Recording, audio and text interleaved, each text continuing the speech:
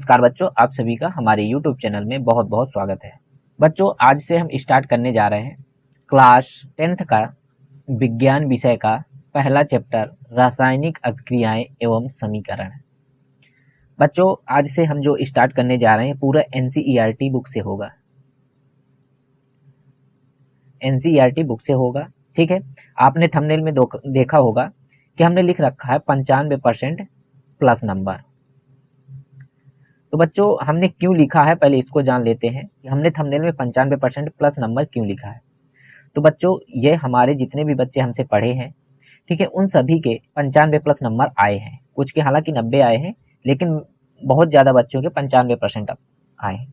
क्यों आए हैं, इसका रीज़न है कि बच्चों जो आपका यूपी बोर्ड है, यूपी बोर्ड वह NCERT बुक से, जो NCERT का जो सिलेबस है उसी के अकॉर्डिंग वह क्या करता है, एग्जाम पेपर बनाता है।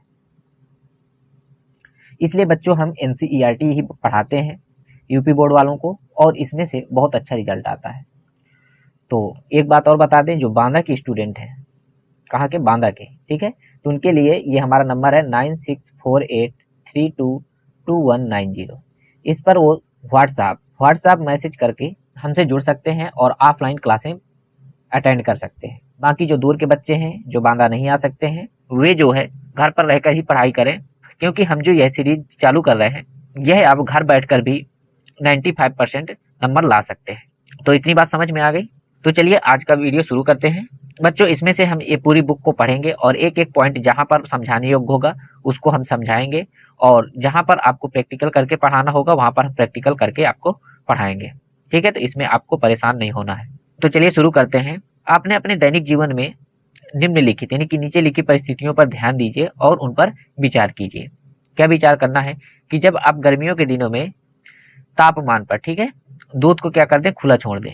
कमरे के तापमान पर क्या करें, दूध को खुला छोड़ दें, तो दूध क्या हो जाता है, फट जाता है। दूध क्या हो जाता है, फट जाता है। ऐसा क्यों होता है, ठीक है, ऐसा इसलिए होता है क्योंकि उस दूध में क्या होता है, रासायनिक अभिक्रियाएं होती हैं। क्या होती हैं, रासायनिक अभिक्रियाएं होती हैं, जिस कारण से दूध क्या हो जाता है, फट जाता है। इसके बाद लोहे का तवा आप ले लें, तसला ले लें, कील ले लें, अगर उसको आप आर्द्र वायुमंडल में खुला छोड़ देते हैं तो उसमें क्या हो जाता है, जंग लग जाती है। क्या लग जाती है, जंग लग जाती है, ठीक है। ये भी यहाँ पर भी क्या हो रहा है, उसका रासायनिक अभिक्रिया हो रही है, ठीक है। अंगूर का किण्वन हो जाता है, ठीक है। भोजन पकाया जाता है, हमारा शरीर भोजन को पचा लेता है, हम सांस लेते हैं, ठीक है। ये जो हम सारी चीजें करते हैं, यहाँ सभी में क्या होता है, रासायनिक अभिक्रिया होती है। क्या होती है, रासायनिक अभिक्रिया होती है, ठीक है। और जब ये सारी अभिक्रियाएं होती हैं तो क्या होता है, तो इनकी प्रकृति और पहचान कुछ ना कुछ क्या हो जाती है, बदल जाती है। यानी कि आप कच्चा भोजन करते हैं, वो आपका मल के रूप में निकलता है, ठीक है। दूध का क्या बन जाता है, दूध का आपका दही बन जाता है, ठीक है। यानी कि उसकी प्रकृति में कुछ ना कुछ परिवर्तन हो जाता है, ठीक है। ऐसा क्यों होता है, क्योंकि उसमें रासायनिक अभिक्रिया होती है। रासायनिक अभिक्रिया यानी कि उसमें रासायनिक परिवर्तन हो जाता है, रासायनिक परिवर्तन हो जाता है। इतना बात समझ में आ गया, ठीक है। तो अभी आप सोच रहे होंगे कि ये रासायनिक अभिक्रिया या रासायनिक परिवर्तन ये क्या चीज है, ठीक है। तो आपने पिछली कक्षा में पढ़ा होगा एक भौतिक परिवर्तन और एक रासायनिक परिवर्तन, ठीक है।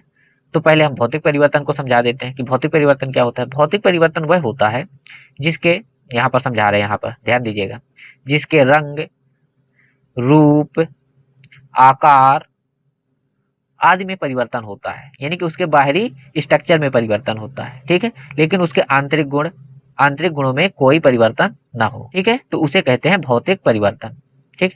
इसको समझेंगे कैसे, जैसे आप ले लें मिट्टी, क्या ले लें, मिट्टी ले लें, ठीक है। मिट्टी को आप क्या करें, ये आपकी मिट्टी है, ठीक है। इस मिट्टी को आप फोड़ दें, ठीक है, तो ये छोटे छोटे टुकड़ों में टूट जाएगी, ठीक है। लेकिन जो मिट्टी का गुण है वही इन टुकड़ों का गुण है। तो ना मिट्टी के गुणों में कोई चेंजेस हुआ, ना ये जो टूटे मिट्टी के कण है, ना इनमें कोई चेंजेस हुआ, ठीक है। तो यहाँ पर कह सकते हैं कि यहाँ पर भौतिक परिवर्तन हुआ है। और इस मिट्टी को हमने तोड़ा तो ये क्या बन गई, धूल बन गई। इस धूल से हम पुनः ये मिट्टी को बना सकते हैं आसानी से, ठीक है। लेकिन इसके आंतरिक गुणों में कोई परिवर्तन नहीं हुआ। तो यहाँ पर कौन सा परिवर्तन हो रहा है, भौतिक परिवर्तन हो रहा है, ठीक। अब समझते हैं रासायनिक परिवर्तन। तो रासायनिक परिवर्तन क्या होता है, रासायनिक परिवर्तन यह होता है उसके रंग में परिवर्तन आप देखेंगे, ठीक है, रूप भी उसका बदल जाएगा, आकार भी बदल सकता है, लेकिन उसका जो आंतरिक गुण है वो भी बदल जाते हैं, यानी कि उसके गुणों में भी चेंजेस आप पाएंगे। जैसे हमने ऊपर दूध को देखा, क्या देखा, दूध, दूध से दही बना, ठीक है, दूध पहले मीठा था, दही अब क्या हो गया, खट्टा हो गया, तो इसके गुणों में चेंजेस आया कि नहीं आया, ठीक है, ये बात समझ में आ गई। अभी भी आपको उतना ज्यादा समझ में नहीं आ रहा होगा, ठीक है, तो जैसे जैसे हम आगे पढ़ते जाएंगे वैसे वैसे आप और अच्छे से समझते जाएंगे। जब कोई रासायनिक परिवर्तन होता है तो हम कह सकते हैं कि एक रासायनिक अपक्रिया वहां पर हुई है, ठीक है।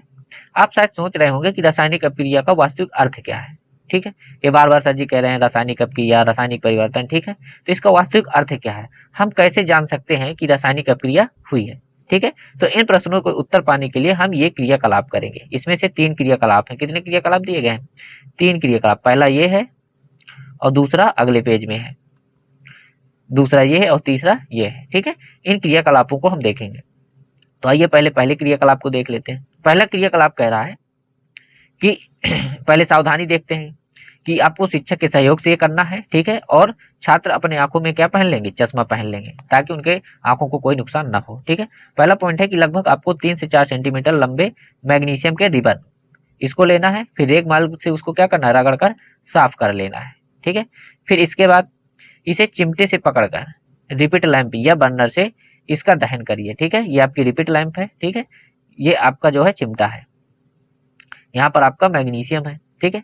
जब इसको आप जलाएंगे तो क्या आप देखने को पाएंगे, तो हम आपको वीडियो के माध्यम से आपको समझा रहे हैं, ठीक है। ये वीडियो आप देखिए, फिर आगे बात करते हैं।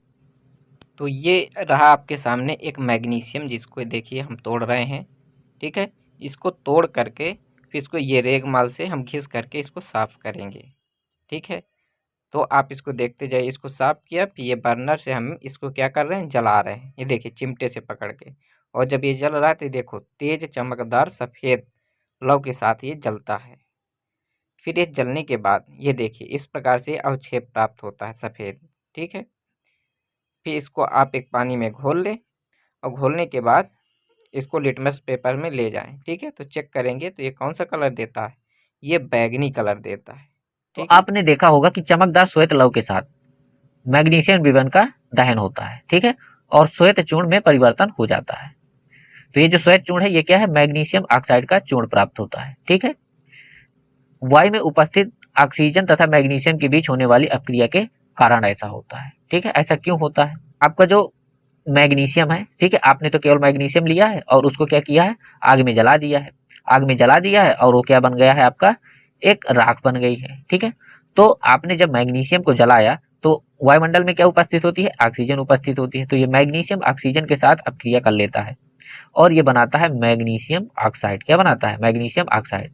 ध्यान दीजिएगा ये जो अपक्रिया हम लिख रहे हैं ये संतुलित अपक्रिया नहीं है, ठीक है, ये संतुलित अपक्रिया नहीं है, ठीक है। अभी आगे हम अपक्रियाओं को संतुलित करना बताएंगे, ठीक है। तो ये मैग्नीशियम ऑक्साइड जैसा कि आपने उसमें देखा होगा, जो सफेद सफेद वो लास्ट में प्राप्त हुआ था ना, सफेद, ठीक है, अवक्षेप, उसे क्या बोलते हैं, अवक्षेप, ठीक है, वही है मैग्नीशियम ऑक्साइड, ठीक। ये बात समझ में आ गई। अब आते हैं नेक्स्ट, अब दूसरे क्रियाकलाप में आ जाते हैं, ठीक है। दूसरा क्रियाकलाप क्या कहता है कि लेड नाइट्रेट लेना है और पोटेशियम आयोडाइड लेना है, ठीक है।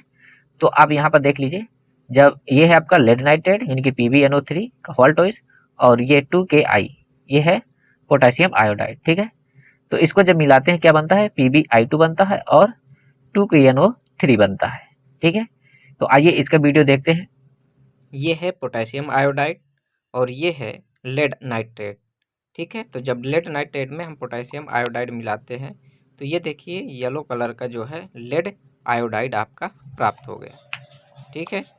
तो आपने वीडियो में देखा कि जब लेड नाइट्रेट यानी कि PbNO3 और पोटेशियम आयोडाइड ये जब रिएक्शन कराई गई तो PbI2 मिला और KNO3 प्राप्त हुआ है, ठीक है। तो ये जो PbI2 प्राप्त हुआ है वह क्या है, पीला कलर, जो पीले कलर का आपका जो प्राप्त हुआ क्या है, PbI2 यानी कि लेड आयोडाइड है। इसका नाम क्या है, लेड आयोडाइड। ये बात समझ में आ गई। ये जो लेड आयोडाइड है ये पानी में आघुलनशील रहता है, ये बात समझ में आ गई। और ये पोटेशियम नाइट्रेट है ये पानी में घुलनशील रहता है। तो आपके एग्जाम में कैसे पूछेगा, एग्जाम में आपके पूछेगा कि जब लेड नाइट्रेट और पोटेशियम आयोडाइड की अपक्रिया कराते हैं तो किस कलर का अवक्षेप प्राप्त होता है। तो किस कलर का प्राप्त होता है, पीले कलर का। ठीक है, एक और तरीके से पूछ सकता है कि क्या यह पानी में घुलनशील होता है, नहीं होता है। ठीक है, इस प्रकार से आपसे पूछ सकता है, या फिर आपसे इस प्रकार की अपक्रिया दे देगा। ठीक है, या तो इसको संतुलित कराएगा, या फिर दे देगा कि लेड नाइट्रेट में पोटेशियम आयोडाइड के साथ क्रिया कराते हैं तो क्या बनता है, तो आपको ये अपक्रिया लिखनी पड़ सकती है।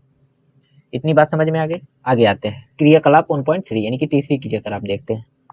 तीसरी क्रियाकलाप क्या कहते हैं कि आपको कुछ दानेदार जिंक लेना है और उसको तनु हाइड्रोक्लोरिक अम्ल यानी कि HCl, कौन सा तनु, या सल्फ्यूरिक अम्ल यानी कि H2SO4, इसके साथ आपको क्या कराना है, अपक्रिया कराना है। तो यहाँ पर यह अपक्रिया लिखी हुई है कि Zn की जब H2SO4 के साथ अपक्रिया कराते हैं तो ZnSO4 और H2 आपका प्राप्त होता है। ठीक, वीडियो के माध्यम से देखना चाहते हैं तो इसको वीडियो के माध्यम से देख लें। ये देखिए, इसमें जो है हम जिंक के कुछ टुकड़े डाल रहे हैं। ठीक है, फिर इसमें से हम तनु HCl डालेंगे। क्या डालेंगे, तनु HCl डालेंगे। जब इसमें तनु HCl डाला तो आपने देखा कि ये जो एक गैस निकल रही है जिसे हाइड्रोजन गैस कहते हैं। वीडियो में आपने देखा तो इसमें से ये पॉइंट क्या कह रहा है कि क्या जस्ते के दोनों के आसपास कुछ होता हुआ दिखाई दिया, हाँ, बुलबुले उठते हुए दिखाई दिए।